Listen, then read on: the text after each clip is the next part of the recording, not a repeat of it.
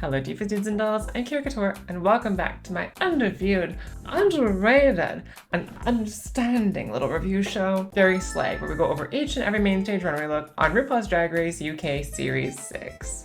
And this week, it was the makeover week, which for UK is usually one of the best episodes of the entire season. And this one in particular really got me. I think it's probably my favorite makeover episode that the series has had. I loved all the family members that got brought into this, and this was really the first time I can honestly say ever in the history of a makeover challenge on Drag Race that the family resemblance thing that is a really arbitrary judging factor for these challenges was consistently hit across the board by all 6 of our contestants today. So I think all of them really knocked it out of the park, and it really ultimately just came down to the garments. Obviously, track record probably would also play a part in that with this week. It was a really great episode, and I loved it a lot. For those who don't know how the show works, when we get into these looks, if I think that the look was fine, met the brief, but it wasn't anything amazing, we give it an okay. If I loved it, we give it a slay, and if I didn't like it for any reason, we give it a nay. And that is all in efforts to find my weekly slay of the day, my favorite look of the entire episode. Whichever look takes the top spot today will go head to head against Marmalade's Call Me Mother Nature look to battle it out to be this year's slay of the season. Whichever look takes that top honor by the time we've crowned a winner in just a couple of weeks, we'll get a little illustration from me,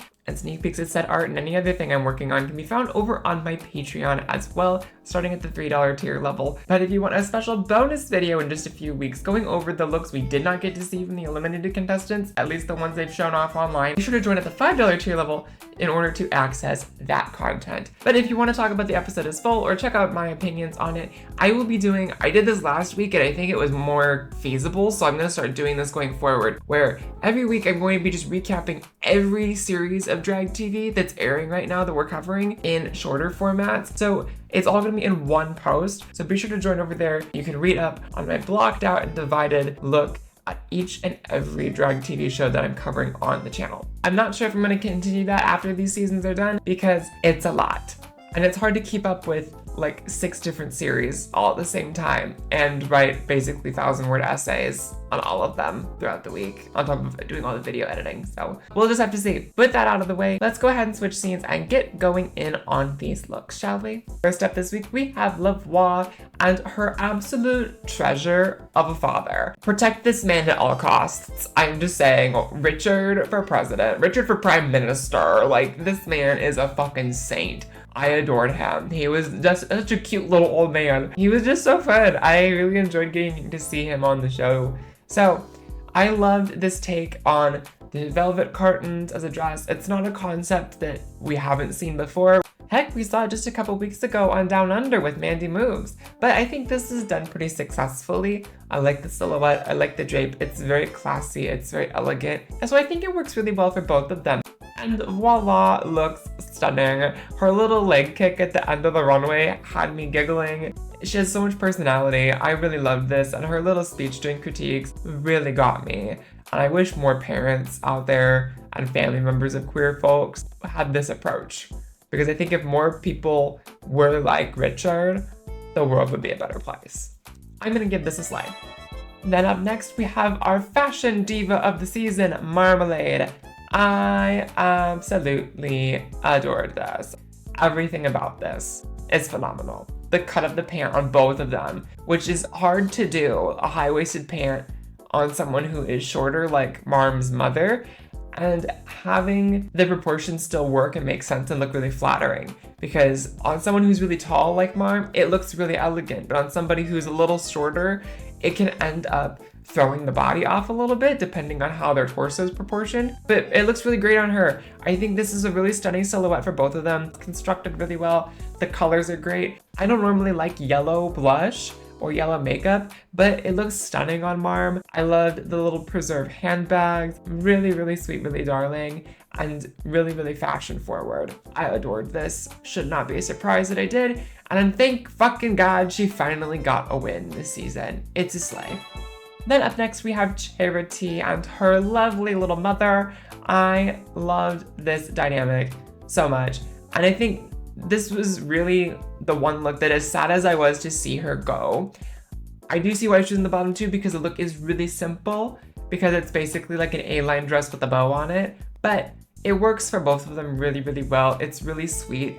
It's a really girly and young silhouette, and I think it really reads well for both of them. I'm seeing Mama T really hit home just how talented this cast is in the makeup department, because all 6 of them, if you took the queens in the competition off the stage and left these 6 up there, you could very easily identify who everyone went with, because their aesthetics are so well defined and their aesthetics translated over onto their family members so incredibly well.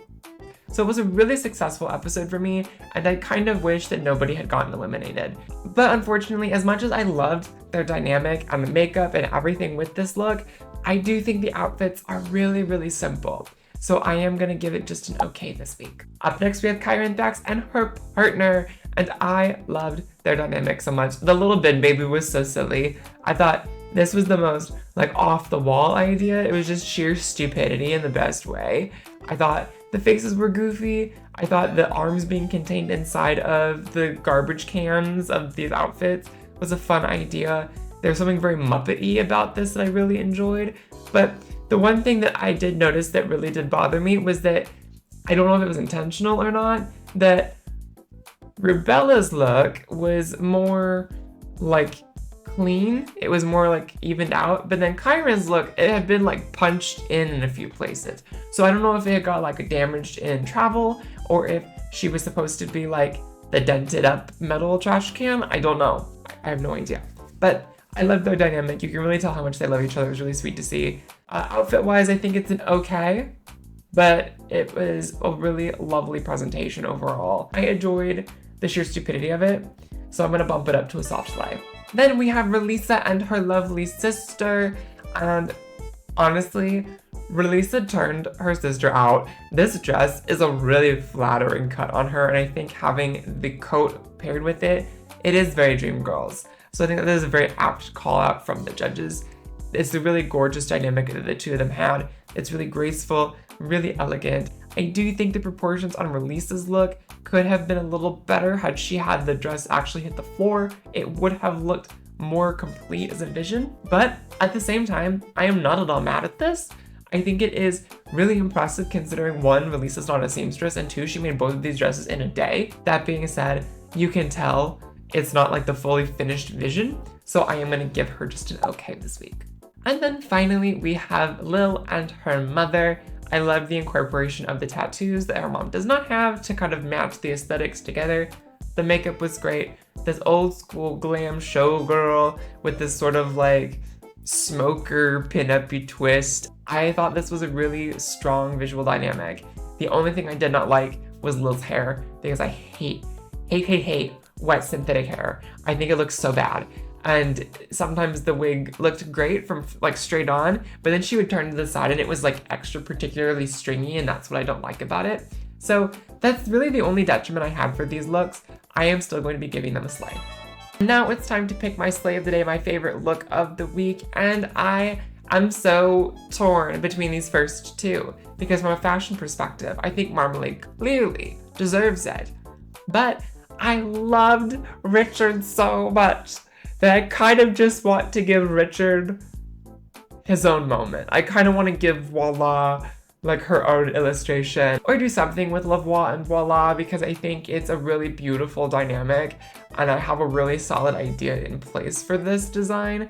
It's gonna be one of those standout moments for the season for me, and I think I might just do that art anyways. So I am going to give my slay of the day to Marm, because my girl finally got her win, and I'm very happy about it. And we're going to take this look and put it head to head up against her Call Me Mother Nature runway. And once again, I'm gonna be keeping that look in the top spot. It's just too good. And we are 2 weeks out from the finale. So next week's review is probably gonna just fly by because it's only 5 people. And then the next week, we're gonna see all 12 of our contestants come back. Hopefully, I hope Saki is able to come back for that too. We will see you in the next one. As always, be sure to like, comment, subscribe, all those lovely little things. It's all greatly, greatly appreciated if you want to keep even more Drag Race fashion coverage in your subscription feeds. And until next time, y'all, be sure to go out there, stay kind, stay queer, and make sure that your day is very slay.